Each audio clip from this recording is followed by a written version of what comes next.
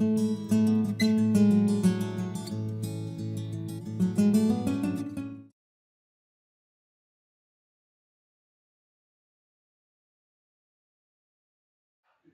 vamos a continuar con una clase en la que vamos a explicar, o vamos a hablar de la tentativa, de las fases previas a la consumación del delito, en definitiva de lo que tradicionalmente se engloba dentro del iter criminis. Evidentemente, hay mucho más material en los materiales docentes y, por supuesto, en los manuales recomendados de la asignatura, que en particular, en este caso, habría que revisar antes de estar preparados para la evaluación de la misma. Bien. Tradicionalmente se habla de iter criminis como un proceso, ¿vale? El camino del crimen, que no es una magnífica película que después se hizo El camino del samurái, etcétera, etcétera, sino que es, se habla de iter criminis como el camino desde la fase interna, desde la propia ideación del delito, hasta la propia consumación del delito. En derecho penal tiene especial importancia la consideración de desde cuándo se puede sancionar el hecho delictivo. Cuando nosotros establecemos en un tipo penal un comportamiento delictivo como un comportamiento punible, se define un injusto penal, la pregunta es si se pueden sancionar lo anterior a que se realice aquello que completamente ha sido definido como injusto, ¿vale? Se habla de la fase interna, dentro del proceso delictivo de dos fases, de la fase interna y de la fase externa, y se dice que en la fase interna habría como, digamos, tres fases: la ideación del delito, la deliberación y la resolución criminal. En principio, esto tiene o podría tener importancia en relación con la punición de los elementos anteriores si es que la fase interna fuera relevante penalmente, pero desde el momento en que consideramos que la fase interna no lo es, cogitationem poenam nemo patitur, cogitationes poenam nemo patitur, es decir, no se puede castigar el pensamiento, que si estamos entre la ideación, la deliberación o la resolución criminal, en principio no es relevante, aunque después con determinados, digamos, actos preparatorios es posible que se exija alguna de estas fases, en concreto la resolución criminal. Pero en principio, como digo, por el principio del hecho, por el principio de lesividad también, se exige que haya una exteriorización del pensamiento y por tanto que ya estemos ante un hecho para poder castigar un comportamiento delictivo, ¿vale? Por tanto, lo que interesa realmente es la fase externa. Y también de forma, en mi opinión, complicada, se ha distinguido en la fase externa entre tres fases: la preparación, la ejecución y la consumación. Digo complicada porque precisamente la dificultad estriba en determinar cuándo hay preparación y cuándo ya hay ejecución, y cuándo hay ejecución y cuándo hay consumación. Y también complicada precisamente porque es discutible que sea fase externa la preparación. Está claro que es fase externa todo lo que es el delito, y el delito va a ser la ejecución y la consumación del mismo. Ya incluso plantearnos por qué, si el delito, es decir, exige un determinado injusto, por qué se castiga algo antes a que se produzca ese injusto, ya nos va a exigir plantearnos, es decir, una fundamentación de eso. Pero incluso entonces, ¿por qué se puede castigar algo que, es decir, por mucho que sea externo, no tiene que ver con el delito? Hay muchos actos externos que no son ejecución del delito. Entonces, ¿por qué castigar actos externos que no son o forman parte del delito? En todo caso, cuando se habla de la fase externa, en realidad de lo que se habla es de tres momentos que van a tener repercusión penal, pueden tener repercusión penal, que son la consumación del hecho, la tentativa y los actos preparatorios punibles, ¿vale? Los actos preparatorios punibles pertenecen a la preparación del delito, la conspiración, la proposición, la provocación, y alguno más si es que está regulado penalmente, como podría estarlo la apología, etcétera, en algunos ordenamientos jurídicos. La ejecución sería ya la tentativa porque no es la consumación, es ya el inicio del hecho, el hecho está siendo ejecutado, pero no está consumado, y la consumación sería efectivamente la realización completa del injusto exigido por cada tipo penal de que se trata, ¿vale? La pregunta, en todo caso, y como decía, la pregunta esencial es ¿por qué, y por tanto cuándo, y por tanto cuáles, castigar conductas que no lesionan el bien jurídico, o, en otros términos, que no niegan la norma, tal y como ha sido definida por el ordenamiento jurídico, o, en otros términos, que no realizan el injusto completo exigido por el tipo penal. Pues bien, aquí tenemos tres teorías básicas, tres tipos de teorías. Las teorías subjetivas y las teorías objetivas, y finalmente las teorías mixtas. Bien, las teorías subjetivas se basan, pues evidentemente, en consideraciones atendentes a lo subjetivo. Básicamente parten de la idea de que ya ha sido manifestada. Estamos preguntándonos todo, es decir, parte de la pregunta, ¿por qué se pueden castigar conductas que todavía no producen la lesión del bien jurídico protegido? Y nos estamos preguntando muy especialmente por los actos preparatorios, pero en el fondo también nos estamos preguntando por la tentativa. Es decir, también estamos porque, en última instancia, repito, el tipo penal ha exigido un injusto concreto. Pues bien, las teorías subjetivas, que básicamente vienen del positivismo italiano, aunque se han extendido después en otras derivaciones por parte de algunos autores alemanes y por parte incluso en su momento de algunos autores españoles, parten de la idea de que ya se ha manifestado la voluntad contraria a la norma. Es decir, cuando se inicia el hecho, sale de la fase interna y se inicia en la fase externa, ya se ha manifestado esa voluntad. Frente a ello, las teorías objetivas lo que establecen, básicamente, es que es necesario, para poder castigar, es necesario que ya exista una lesión o una puesta en peligro del bien jurídico protegido. ¿Vale? Las consecuencias político-criminales que tienen son muy diversas. Incluso si esto lo viéramos como un camino, desde la exteriorización de la voluntad a la lesión del bien jurídico protegido, en realidad podríamos ver ya cuál es la expresión de la consecuencia político-criminal. Y es que las teorías objetivas establecen que puede castigarse por aquí, mientras que las teorías subjetivas ya están aceptando la posibilidad de castigar incluso por aquí. ¿Por qué? Porque aquí ya existe una voluntad contraria al derecho, por tanto hay una ampliación de los actos ejecutivos punibles. Es decir, lo que se puede castigar es mucho mayor porque simplemente hay que manifestar, es decir, esa voluntad de producir el comportamiento delictivo, ya por tanto se podría castigar si precisamente simplemente es el fundamento es que haya una voluntad o una manifestación de la voluntad contraria. Por otra parte, la punición de la tentativa y la consumación, si por ejemplo para acabar con el tic que tiene en la pierna don José Poveda, es decir, yo me abalanzo sobre él, antes de que yo me abalance ya existe, es decir, la misma voluntad contraria a derecho manifestada. Si lo relevante no es la puesta en peligro del bien jurídico protegido, sino que es la voluntad manifestada, ¿por qué tiene que existir alguna diferencia punitiva entre el hecho consumado y el hecho intentado? ¿Se entiende? Lo que pasa es que también, si eso realmente es así, ¿por qué tiene que haber alguna diferencia entre el hecho intentado y el acto preparatorio, cuando la manifestación de la voluntad, a lo mejor porque ya es más explícita?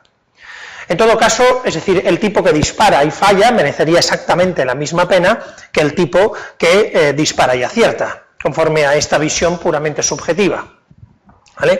Además, la tentativa absolutamente inidónea, habría que determinar cuál es, que es quizá lo complicado, después hablaremos de ello, pero muy poco, porque tenemos aquí a José Poveda y da miedo, con sus cosas sobre la teoría absolutamente, perdón, la tentativa inidónea, como digo, también sería totalmente punible. Es decir, toda tentativa, en realidad, sea idónea o inidónea, sería punible en cuanto manifieste una voluntad del sujeto hacia la realización del delito.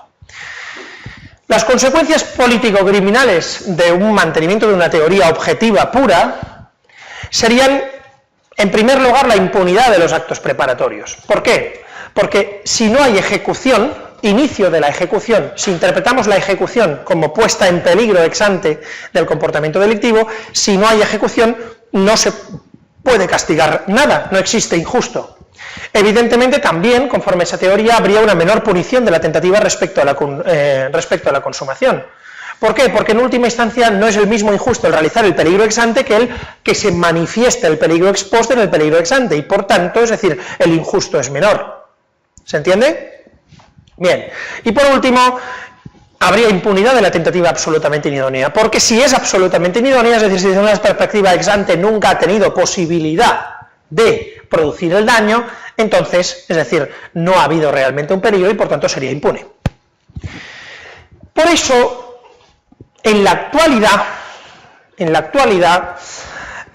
la mayoría de las, digamos que la mayoría de los ordenamientos jurídicos y también la mayoría de la doctrina apuesta por una concepción mixta, ¿vale? La concepción mixta, sin embargo, es decir, y concretamente la teoría de la conmoción, en mi opinión, es decir, tiene un fundamento discutible, y yo no entraría en una explicación fundamentadora a partir de ahí. La cuestión de que la voluntad delictiva sea el fundamento, pero esté limitada por exigencias objetivas también, es decir, es discutible. En mi opinión, en la actualidad, el fundamento básico de los actos, de la punición de determinados actos preparatorios y de la tentativa, estriba básicamente en que hay comportamientos en los que todavía, es decir, desde una perspectiva objetiva, tienen un riesgo o un peligro, conllevan un peligro distinto a otros, pero que desde una perspectiva de negación del derecho ya conforman la negación que la sociedad estima necesaria para la punición.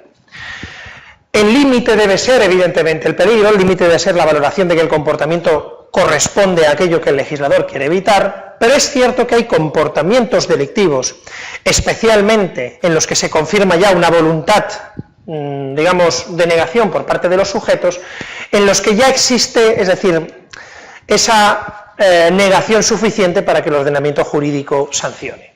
¿Cuáles son las consecuencias que tiene esto? Los criterios objetivos para los actos preparatorios y actos ejecutivos. Castigar completamente la preparación, la provocación y la conspiración para cometer cualquier delito sería entrar básicamente en una concepción subjetiva. Sin embargo, si lo que establecemos es en determinados delitos concretos, que representen una peligrosidad, por lo menos desde una perspectiva social muy alta, pero en los que no podamos decir que haya iniciado la ejecución, pero ya había una preparación lo suficientemente peligrosa, pues entonces, es decir, eso puede ser castigado. ¿Qué significa criterios objetivos para los actos preparatorios? Pues, por ejemplo, la conspiración para cometer delito implica que la tesis de que cuando son varios los sujetos que se reúnen para cometer un delito y está definido el delito, existe más posibilidad de que el mismo se cometa que si es uno solo. Si nosotros establecemos criterios objetivos, pues estamos yéndonos, digamos, no aquí, pero nos estamos yendo a un punto intermedio en el que, es decir, ya existe cierto riesgo, aunque todavía no existe la ejecución del injusto. Esto, como digo, sigue siendo discutible y sigue mereciendo, en mi opinión, una revisión de la punición o del fundamento de punición de los actos preparatorios, que por otra parte no es posible en una clase de estas características. El tema de la pena de tentativa también implica que yo creo que sigue siendo esencial incluir el desvalor de resultado. Creo que no es lo mismo intentar matar que matar, creo que la negación de la norma es distinta, pero es cierto que hay que revisar la importancia que tiene, es decir, conforme a lo que el sujeto ha hecho y a la distinta negación que el sujeto ha hecho. Por lo tanto, toda la distinción de tentativa acabada, tentativa inacabada y las diferencias de pena conforme a la ejecución del hecho siguen resultando aceptables, ¿vale? Y en cuanto a la tentativa inidónea, sobre eso podemos hablar después, pero una posición mixta tiene en cuenta que, independientemente de que en determinados casos es posible que desde una perspectiva objetiva no hubiera posibilidad de cometer el delito, desde una perspectiva ex ante el sujeto puede actuar con los conocimientos que para cualquier otro sujeto de la sociedad le representan que está realizando algo que en principio sería injusto. Y creo que no resulta lógico, aunque es cierto que en ese caso no existe una lesión potencial del bien jurídico protegido desde una perspectiva real, creo que en ese caso resulta, digamos, socialmente inadmisible no castigar esos comportamientos delictivos, ¿vale? Ahora vamos a verlo ya para cada uno de esos. En principio es cierto que el derecho penal español estaría cerca de aquí, pero también en realidad incluye partes de una concepción mixta. Como digo, dependiendo de la interpretación que se haga de la tentativa y real. Y esto además, es decir, la impunidad de los actos preparatorios no es cierto. Esto en realidad estaría más en los criterios objetivos de los actos preparatorios y ejecutivos. Bien, vamos a hablar ahora de la diferencia entre la preparación y la ejecución, ¿vale? En principio, la tipicidad establece que la línea es esta, ¿vale?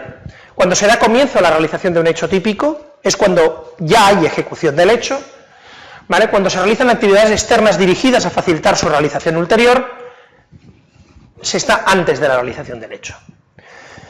Esto tiene especial importancia en el caso de la participación delictiva. No sé si os acordáis que una de las principales teorías que explica la teoría de la participación delictiva, la de Jacobs, dice que aquí está la clave. ¿Por qué? Porque hay muchos casos donde vamos a castigar cuando se ha consumado el hecho como cómplice o como cooperador a personas que han intervenido aquí. Imaginaos el tipo, por ejemplo, que da el mapa, que facilita el mapa del banco en el que se va a robar, 3 meses antes de que se produzca el robo y de que lo preparen bien. Esa persona va a ser considerada cómplice, ¿sí o no? ¿Vale? Podríamos discutir si cooperador necesario o cómplice, pero en todo caso, es decir, puede ser considerado partícipe si actúa con conocimiento de que eso, el mapa se va a utilizar para un robo, etcétera, etcétera, y con eso se integra en ese proceso de decisión delictiva y en ese injusto en que consiste finalmente el robo que realizan, ¿vale? Y sin embargo, él ha realizado una actividad cuando todavía no se había iniciado la ejecución del hecho. ¿Se entiende esto? ¿Cómo es posible, entonces, que haya responsabilidad por un injusto cuando se realiza algo anterior? Porque en realidad, en el hecho de participación, esa integración puede ser anterior al hecho, pero adquiere sentido cuando se ejecuta finalmente por parte del sujeto. Precisamente por eso, es decir, se exige accesoriedad en la participación y solo hay participación, por lo menos en el delito en grado de tentativa. ¿Vale? Si no hay tentativa, lógicamente, no hay participación porque no hay injusto, principio de accesoriedad limitada.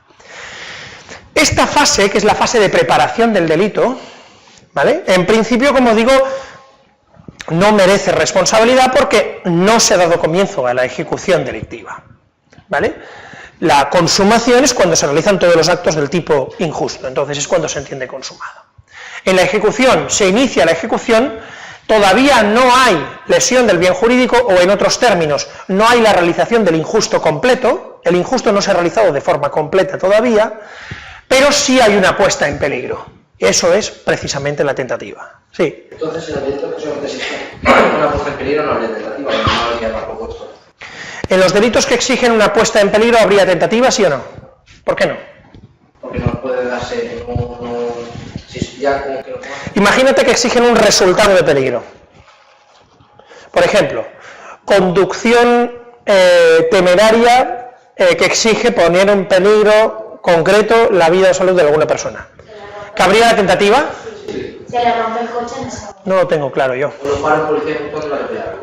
Justo No, si va a atropellar a alguien me estás hablando de un delito de resultado.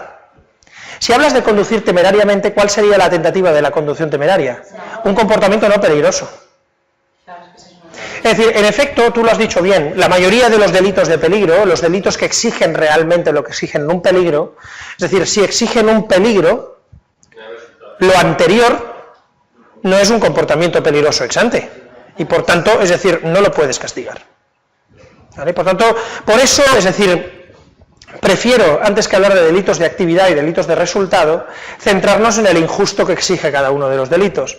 Y en los delitos de peligro, es decir, la tentativa en principio no es punible. Es decir, otra cosa es que en realidad el peligro no sea un peligro en sí mismo, sino la lesión de un determinado bien, pero que hemos convertido en un bien abstracto. Es decir, que sea un peligro para un bien concreto, pero que el bien abstracto merezca la punición del acto anterior.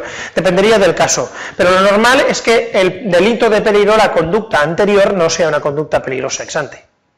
¿Vale?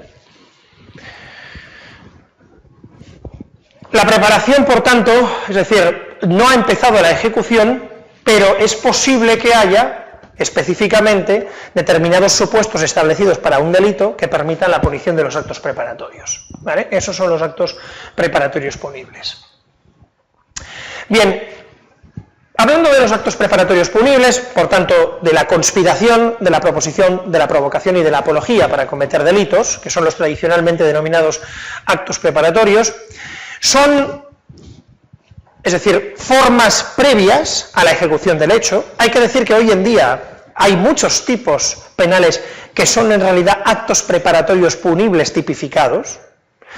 por ejemplo, los delitos contra la propiedad intelectual, el que posea determinado, o en la estafa, el que posea material encaminado a la realización delictiva. Eso es la punición de un acto preparatorio punible. Lo que pasa es que el tipo penal ya es la conducta y por tanto se ha adelantado la punición. ¿Os acordáis en los delitos de peligro que lo que estamos haciendo es adelantar la punición? En última instancia, la tendencia en la que estamos actualmente desde una perspectiva legislativa, de política legislativa, es que si nosotros tenemos un delito de lesión, un delito aquí, que castiga la lesión del bien jurídico, por tanto exige para la consumación la lesión del bien jurídico, en la tentativa de ese delito, solo podemos castigar la tentativa de ese delito porque esto es el peligro para ese delito, ¿vale? Lo que pasa actualmente es que hay una tendencia a ampliar y directamente se regula la tentativa, a veces la tentativa imprudente, como delito. Por ejemplo, la conducción temeraria es en el fondo una regulación expresa de una tentativa imprudente. Incluso, es decir, se castigan determinados comportamientos anteriores que sería el peligro abstracto, como sería realizar un comportamiento ya directamente ex ante peligroso, independientemente de que ex post produzca un peligro o no. Conducir bajo los efectos del alcohol. E incluso a veces se castigan actos anteriores como delitos obstáculo, es decir, como es el caso de la negativa al sometimiento de la prueba de alcoholemia. Es decir, ¿qué pasa? Que yo quiero castigar al que comete el delito conduzca bajo los efectos del alcohol, pero muchas veces la gente se me niega. Entonces cojo y creo un delito, que es un delito de desobediencia, en el que castigo el que te niegues. Aunque no haya peligro, no, te castigo y además te castigo con más pena. Así la gente no se niega. E incluso, ya directamente voy a castigar el delito, es decir, el conducir un comportamiento inocuo, pero que desde una perspectiva administrativa, como es decir, conducir sin permiso. Representa la negación y además lo necesito para que tenga sentido el sistema administrativo del carné por puntos. Todo esto lo explicaremos mejor en la parte especial, pero en última instancia lo que esto significa es que hoy en día los actos preparatorios se regulan como actos consumados. Ahí ya no se puede hacer nada. La tendencia es, por ejemplo, en la estafa, es decir, en los delitos tributarios, el llevar doble contabilidad. Llevar doble contabilidad vendría a ser un acto preparatorio del delito, pero, es decir, ya no quiero demostrar, volvemos a lo de la prueba, no me espero a probar el fraude tributario, te voy a castigar directamente ya con que lleves la doble contabilidad. Bueno, veremos si lo castigan en algún caso que hay ahora por ahí. Pero en todo caso, es decir, formas previas a la codelincuencia en el hecho consumado. Fundamento, especial peligrosidad que encierra la implicación de otras personas en el proyecto criminal. ¿Qué quiere decir esto? Lo que quiere decir es que para cerrar cerrar de alguna forma, para cerrar de algún modo, esa mezcla entre las teorías objetivas y las subjetivas, esa exigencia de elementos objetivos es, por ejemplo, es decir, exigir que haya momentos, es verdad, sí, exigir que haya momentos de peligro, por ejemplo, derivados del hecho de que cuantas más personas hay implicadas en el proyecto criminal, más posibilidades hay de que el mismo se ejecute. En el caso de la conspiración, por ejemplo, pues la fundamentación es una coautoría anticipada. Una coautoría anticipada significa que, es decir, lo que hay es un conjunto de sujetos que van a cometer el delito, pero nosotros castigamos precisamente antes de que se produzca la consumación. En la proposición sería, en efecto, una inducción frustrada. Teóricamente, es decir, la inducción se tiene que producir de forma completa. ¿Qué pasa cuando yo realizo mi inducción, pero el delito finalmente no se consuma? Pues eso es lo que sería, de alguna forma, la proposición delictiva. Con la provocación y la apología pasa parecido. La apología, sin embargo, tiene un fundamento bastante discutible. La provocación sería, es decir, la instigación al delito cuando yo provoco que varios o creo una determinada conciencia y, por tanto, un determinado riesgo para que se cometa el acto delictivo. La apología, en cambio, está más lejos. La apología, y sobre todo está más lejos, sí, como en alguno de los tipos penales que existen actualmente, lo que yo castigo simplemente es pues una determinada, no sé, forma de pensar. Es decir, por ejemplo, el no negar o el no denunciar el terrorismo o no condenar determinados actos delictivos. Eso es, en última instancia, está más cerca de la fase interna y de la absoluta ausencia de riesgo que de otras cosas. En todo caso, sobre esto vamos a pasar, esto lo dejamos, lo que me interesa ya es ir a cada una de las figuras en concreto. La conspiración. La conspiración existe cuando dos o más personas se conciertan para la ejecución de un delito y resuelven ejecutarlo. Si os dais cuenta, es decir, es la punición anterior a la propia ejecución del delito, anterior a la tentativa, y es por tanto discutible, es decir, porque es discutible que exista ya un riesgo. Como digo, el fundamento desde una perspectiva del legislador es que no le parece tolerable en el momento en que yo pueda detener a esas personas tener que esperar a que exista el peligro para el bien jurídico protegido. Una persona solo no puede conspirar. Sí, una persona no, es decir, una persona sola puede decidir, y es lo que estaría en la fase interna. Por eso lo objetivamos por medio de la exigencia de que sean dos o más personas. De esa forma exigimos ese elemento objetivo de que hay más riesgo cuando hay dos o más que cuando yo lo he decidido solo, ¿vale?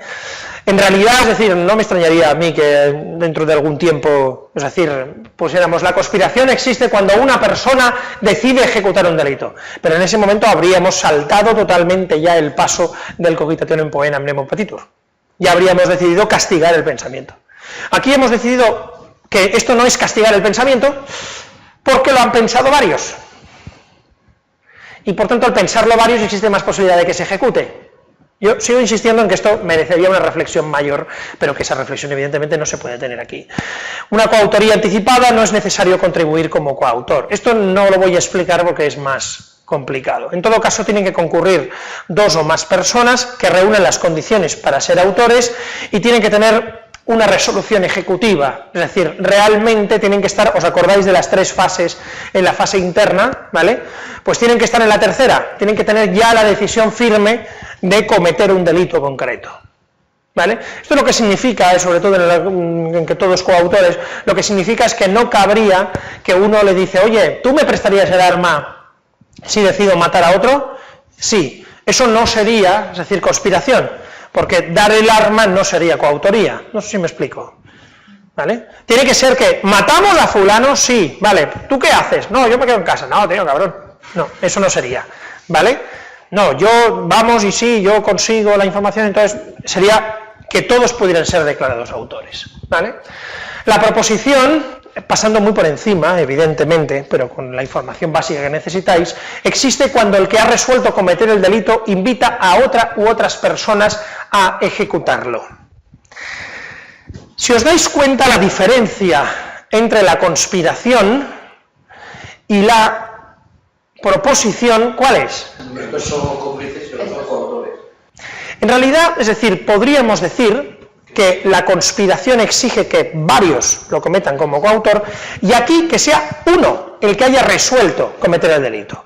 Esta es la excepción, que aquí estamos castigando la intención. Sí, de nuevo, castigamos la intención, pero ¿cuándo? Cuando la exterioriza invitando a otros a ejecutarlo. Ahora, no es necesario que ellos decidan ejecutarlo, porque si deciden ejecutarlo, ¿qué sería? Conspiración. ¿Se entiende? ¿En volver atrás? Sí, es casi un paso anterior, en efecto. Eso es casi un paso anterior. Es decir, en el momento en que yo he decidido, voluntad, cogitationem, ¿vale? Pero te digo, oye, ¿y si lo hacemos? ¿Y si matamos a tú? Pero se supone que ya lo has hecho. Ella será cómplice, si somos aquí muchos, ella, y ella no lo hace, un problema para hacerlo. Bueno, dependiendo de lo que pasara, podría ser cómplice, podría ser que fuera ella la autora y a lo mejor yo el inductor, porque en realidad es posible que al final la que lo mate sea ella, es decir, y sin embargo yo soy el que he hecho nacer la idea criminal y los dos respondemos con la pena de autores, pero en realidad yo soy partícipe y autora. Pero lo que nos interesa no es tanto ahora eso como comprender, ¿vale?, que, es decir, en realidad es una invitación a participar en el delito o a ejecutarlo, ¿vale? Esto da un poco igual, ¿vale? Pero se supone que ya cometió el delito, ¿no? ¿Cómo? No, la proposición existe cuando el que ha resuelto cometer el delito invita a otras personas a ejecutarlo. Vale, lo he decidido, lo puedo haber decidido solo yo, es decir, ¿vale? Estoy resuelto a cometer el delito, tiene que ser un delito, no una falta, ¿vale? Y te invito a participar. Aquí, es decir, de nuevo, la invitación a participar tiene que ser no la invitación a consígueme el arma, sino invitación a o bien que él ejecute el delito o bien a que lo ejecute conmigo, ¿vale? ¿Se entiende? Esto es medianamente importante porque, es decir, en los casos del examen final siempre hay muchos sujetos por ahí. ¿Vale? Vas a necesitar como unas 15 horas para resolver el caso. ¿Vale? Siempre hay un tío que dice, oye, ¿qué he pensado? ¿Vale? Bien. Y finalmente tenemos la provocación. La provocación existe cuando directamente se incita por medio de la imprenta, la radiodifusión y cualquier otro medio de eficacia semejante. ¿Se nota en qué época estuvo hecho esto? Imprenta, radiodifusión,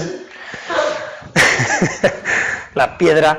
Bien, que facilite la publicidad o ante una concurrencia de personas a la perpetración de cualquier delito.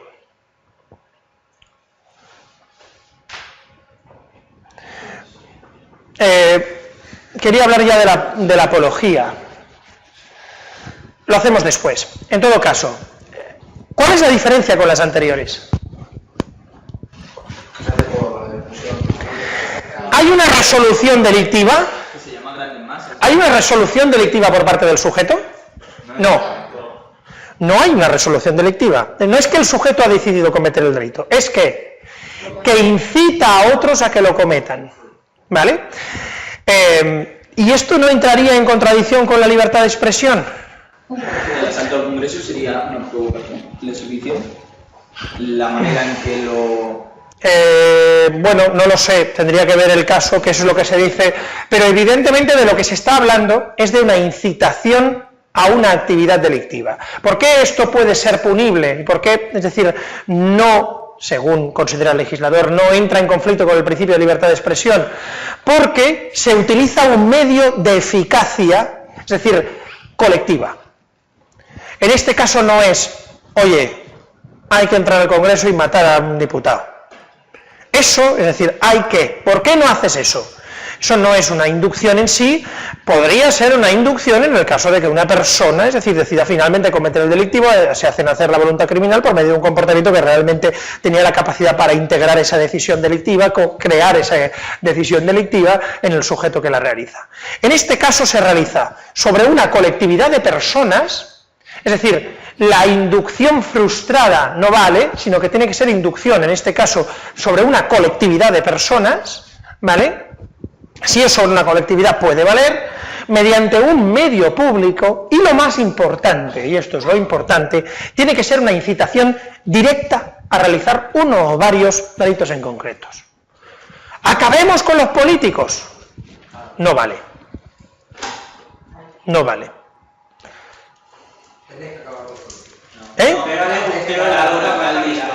Hay que matar a los españoles que han entrado en el pueblo vasco y están no sé qué, no sé cuántos, entre ellos a los periodistas que difunden el mensaje tal.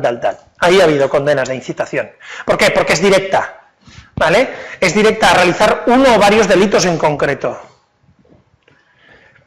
Acabar con el enemigo es demasiado abstracto.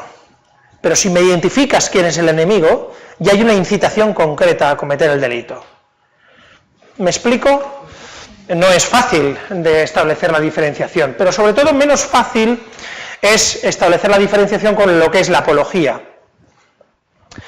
Es apología a los efectos de este código la exposición ante una concurrencia de personas o por cualquier medio de difusión de ideas o doctrinas que ensalcen el crimen o enaltezcan a su autor. La apología solo será delictiva como forma de provocación y si por su naturaleza y circunstancia constituye una incitación directa a cometer un delito.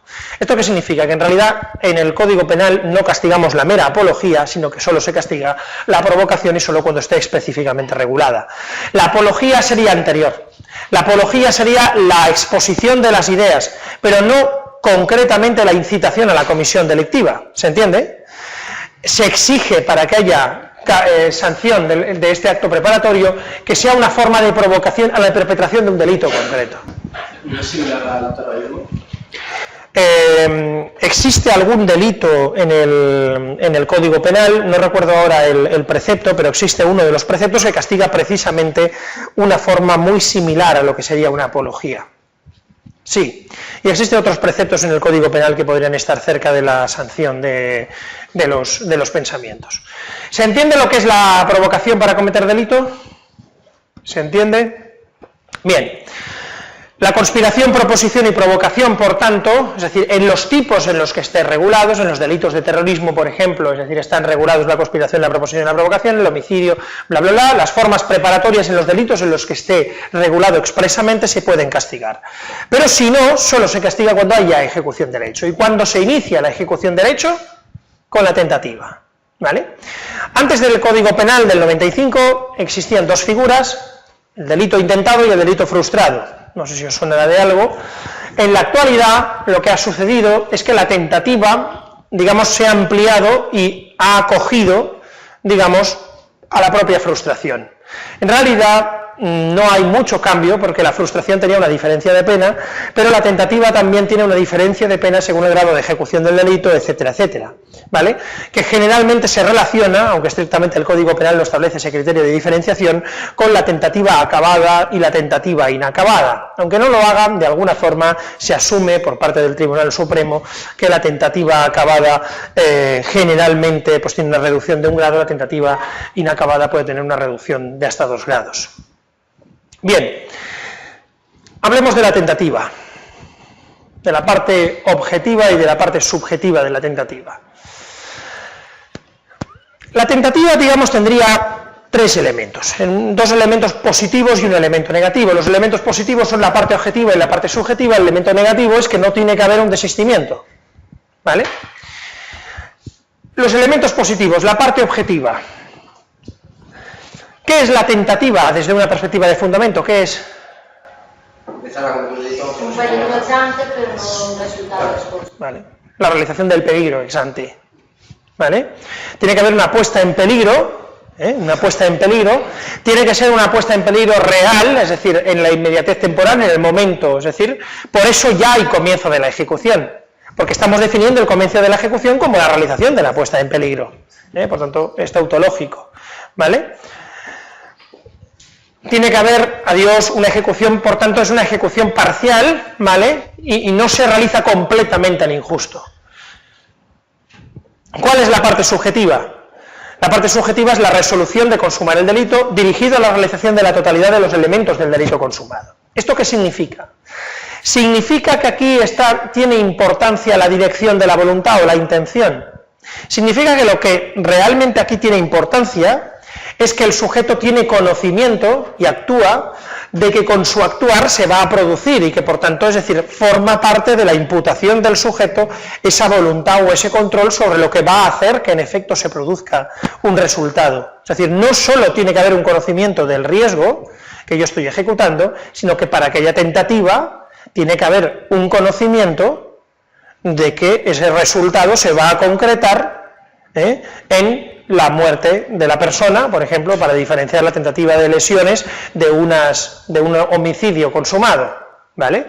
Atendiendo con los criterios de atribución, es decir, atendiendo a el arma que utiliza, el lugar donde realiza el ataque, etcétera. Si el ataque se realiza aquí, nosotros estamos diciendo que el sujeto se dirigía a la realización de la totalidad de los elementos del delito de homicidio. ¿Por qué? Porque el sujeto en el momento que clava el cuchillo ahí, es decir, nosotros sabemos que estos dos son todo zonas vitales y que se puede producir la muerte del sujeto.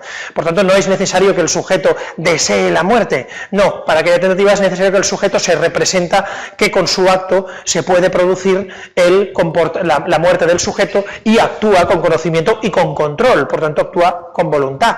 ¿Se entiende? ¿Se entiende? Vale.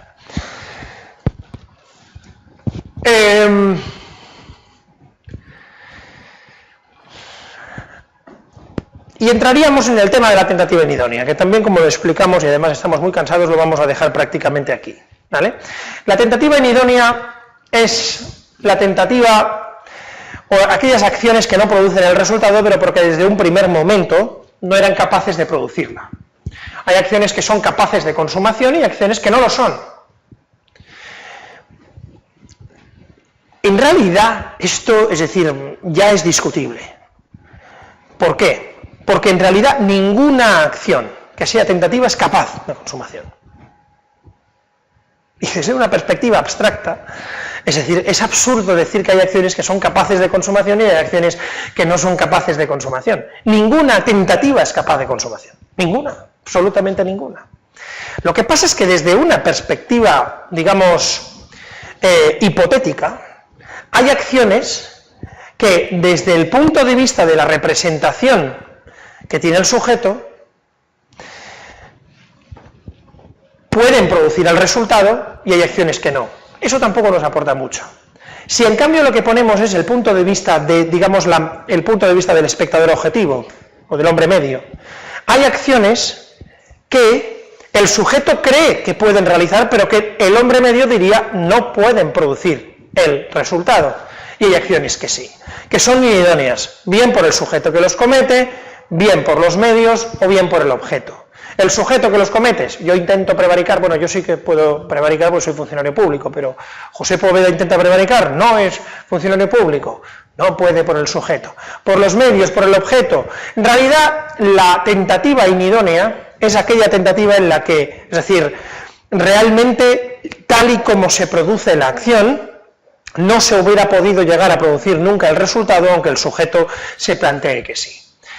En realidad, la tentativa absolutamente inidónea es la que plantea más claridad de que es impune. El problema estriba en la tentativa inidónea, o la tentativa que se denomina relativamente inidónea. El supuesto que pusimos en clase, que lo hemos explicado muchísimo mejor allí, el que pusimos en clase del hombre que va a atacar a su jefe y este ha muerto, podría ser, es decir, que ha muerto hace 3 días, que estaba muerto en la cama, esa sería una tentativa absolutamente inidónea. Una tentativa relativamente inidónea es el tipo que va a matar a su mujer está en el baño, él dispara sobre la cama pensando que está allí, pero la mujer está en el baño. ¿Cuál es el fundamento de la punición en este caso de la tentativa inidónea? O el caso que vimos, por ejemplo, de la sentencia del Tribunal Supremo, ¿os acordáis del tipo que saca la pistola, ante la juez consigue coger la pistola del otro y la vacía sobre los 2 guardias civiles que están allí? ¿Os acordáis? Las pistolas estaban descargadas, pero podían haber estado cargadas. ¿Se castiga o no se castiga esa tentativa? Pues socialmente sí, pero en principio es bonito. Es que era imposible que se le cometiera el daño del bien jurídico, aunque él no lo Pero sabiera. esa conducta es la que pretende evitar la norma. Sí, el tema está en que hay varias formas de fundamentarlo, pero desde una perspectiva de negación normativa, incluso desde una perspectiva de fundamento de peligro para el bien jurídico protegido, se podría decir, como dice José Poveda, que desde una perspectiva ex ante cualquier persona en esa situación que ve como alguien coge una pistola, diría que lo que está haciendo es un comportamiento peligroso ex ante para el bien jurídico protegido. Pero ciertamente no lo es. Es decir, yo creo que, desde una perspectiva del mensaje normativo se produce una negación a la norma, tanto desde una perspectiva preventiva como desde una perspectiva incluso de prevención general positiva. En los 2 casos la norma lo que pretende es que no se realice la conducta y por tanto creo que cuando realmente represente que ha existido cierto peligro potencial, por lo menos por el hecho de que podrían haber tenido la pistola cargada o podrían haber tenido, es decir, que sea una pistola realmente lo que el tío dispara y que no sea que el tío cree que es una pistola, que es un paquete de Kleenex, en ese caso, es decir, sí que creo que se puede castigar el comportamiento, ¿vale?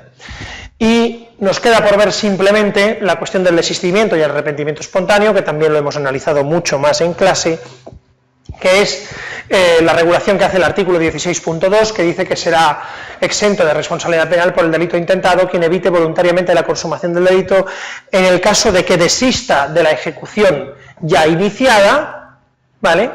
O que impida la producción del resultado sin perjuicio de la responsabilidad en la que pudiera haber incurrido por los actos ejecutados. La mayoría de la doctrina lo que dice es que la tentativa acabada, cuando ya se ha producido todo lo que tenía que haber producido el resultado, aunque el resultado no se ha producido, sería el arrepentimiento espontáneo, el tipo que intenta tapar la herida, que llama realmente a la ambulancia, etcétera, etcétera, etcétera, cuando ya ha realizado la agresión que podría producir la muerte.